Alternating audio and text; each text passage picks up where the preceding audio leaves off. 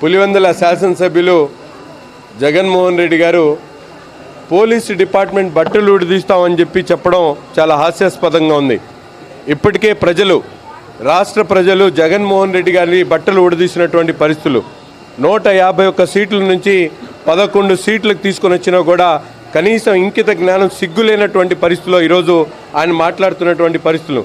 చట్టం అంటే గౌరవం లేదు, పోలీసులు అంటే గౌరవం లేదు, ప్రజల భావాలను ప్రజల మనోభావాలను తెలుసుకోలేనటువంటి పులివెందుల శాసనసభ్యుడు జగన్మోహన్ రెడ్డి గారు ఒళ్ళు దగ్గర పెట్టుకొని మాట్లాడాల్సినటువంటి అవసరం ఉంది.